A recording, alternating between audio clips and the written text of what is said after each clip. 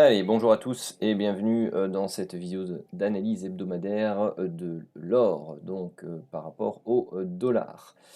Alors, dans ma précédente vidéo, j'analysais ici un triangle. Bon, bah, j'attendais plutôt une vague D ici et puis encore une vague E pour pouvoir rentrer. Ah, mal m'en a pris. C'est là où la labellisation peut parfois être plus délicate que ce qu'on peut imaginer. C'est que bah, ici, moi j'avais interprété ceci comme une sous-vague A, ceci une sous-vague B, j'attendais donc une sous-vague C. En fait, bah, vous aviez déjà les trois temps ici pour la D, et puis du coup les trois temps ici pour la E.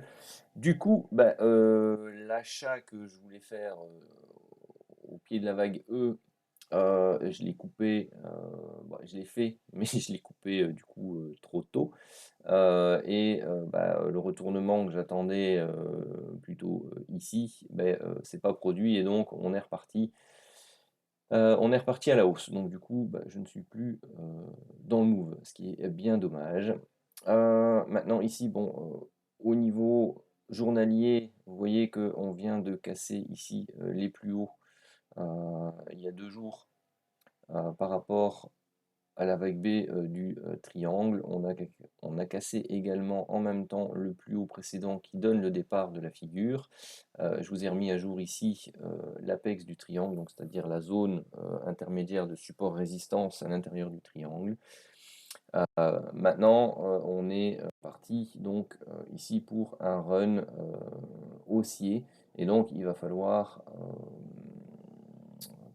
attendre les premiers signes d'essoufflement avant d'éventuellement tenter de vendre cet actif en intraday. Pour l'instant, ça fait 2-3 jours que je le travaille bah, tout simplement à l'achat en intraday, donc j'attends des confirmations sur le Santic, sur des zones de support, ou suivant des figures héliotistes. Donc je travaille des structures de latéralisation comme celle-ci, donc j'étais passé à l'achat dedans. Hier, j'ai tenté les achats là-dedans d'intraday. Bon, ce sont des achats qui sont passés ou qui sont soit sortis à BE parce que j'ai pas pu, notamment hier, prendre mes TP parce que j'étais plus devant. Et voilà, j'avais mis un stop beaucoup plus haut au cas où on se prenait une belle bougie haussière encore comme celle-ci ou comme celle-là. Bah, ça n'a pas été le cas, tout simplement parce qu'on est dans une phase de temporisation avant éventuellement euh, une nouvelle reprise haussière. Donc on va regarder un peu ce qui se passe dans les unités de temps un peu plus courtes. Donc alors ici, je suis passé sur un graphique en 5000 ticks. Bah, je préfère les graphiques en ticks par rapport aux graphiques horaires parce que ça, voilà, c'est plus lisible pour moi. Euh, Ici, donc, au niveau du gold, donc vous voyez qu'on a eu plusieurs séquences de hausse, latéralisation, hausse, correction, hausse, correction, hausse. Et ici, on est plutôt pour l'instant en phase de latéralisation.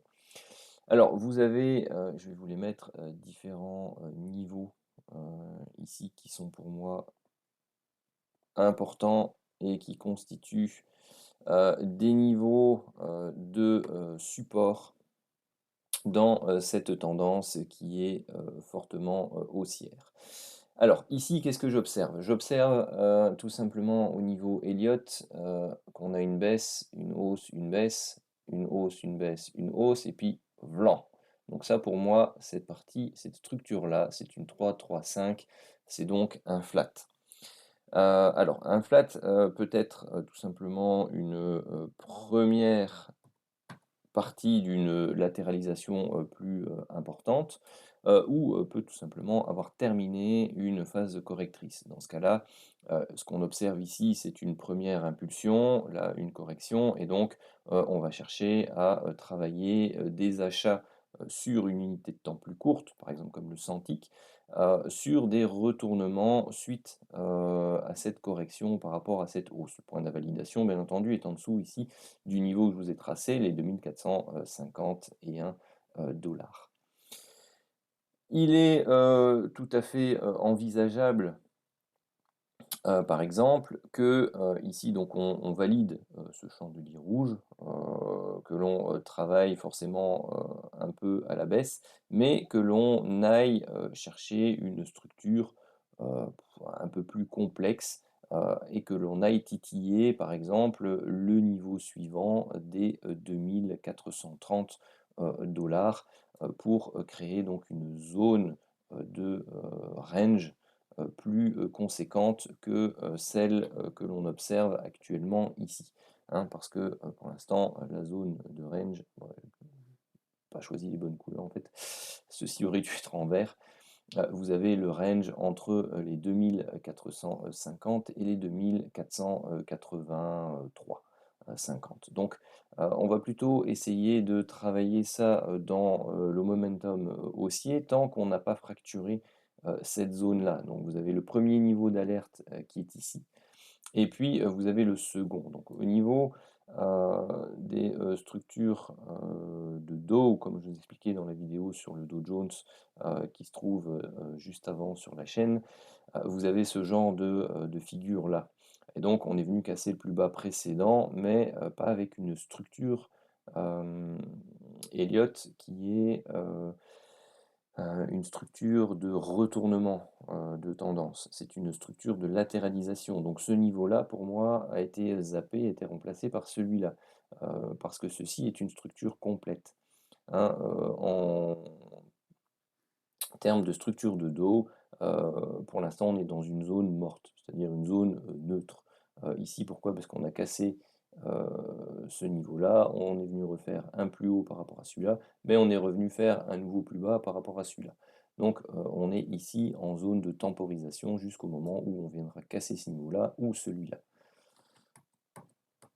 Et donc dans ces, cas-là, bah, qu'est-ce qu'on fait? On travaille, des, setups de range. On achète les bas et on vend les hauts, ou on prend nos profits sur les hauts, et comme on est dans une tendance, haussière, de fond, eh bien on laisse traîner, des latents pour, continuer à prendre, des, PV, plus hauts, sur les mouvements haussiers qui continuent. Une fois qu'on aura cassé ce mouvement-là, bah, là on rentrera plutôt dans, un mood, un peu plus, baissier, donc là, on travaillera peut-être un peu plus les setups baissiers, intraday pour aller rechercher cette zone-là, et à partir de ces zones-là, bah, on fera gaffe, pour des structures de retournement, pour reprendre un ride haussier par rapport à la tendance de fond. Mais pour l'instant, si on doit se mettre, tout simplement en journalier, bah, c'est ce niveau-là, qui constitue, le niveau de retournement par rapport au cycle haussier, qui est en cours sur l'or, hein. C'est ce niveau-là, heu, qui, pose question et qui doit servir d'alerte. Tous les niveaux que j'ai notés ici sont des niveaux, d'intraday, d'accord? Ce ne sont pas des niveaux qui vont, vous dire: «OK, on passe, sur une tendance de fond long terme baissière». Non. Sur une tendance de fond intraday, on rentre en temporisation, en correction, et puis là, en tendance baissière pour éventuellement aller rechercher, des zones de support, plus importantes, ce qui signifierait qu'on a terminé ici une structure impulsive. Pour moi, elle n'est pas encore tout à fait au vu de la structure qui est là. Donc on a encore, quelques plus hauts, à faire, avant, de, pouvoir, se dire, bah, j'entre plutôt sur un cycle correctif, heu court terme, au niveau, ou moyen terme au niveau de l'or. Voilà pour mon analyse et pour ce que, j'envisage de faire moi personnellement dans mon trading, hein. Je rappelle que dans ces vidéos, ce ne sont pas des conseils d'investissement, mais, tout simplement ma vision personnelle et ce que moi je compte appliquer sur mon compte. Vous, vous faites ce que vous voulez, c'est, votre trading. Sur ce, je vous souhaite à tous une très bonne, journée de trading.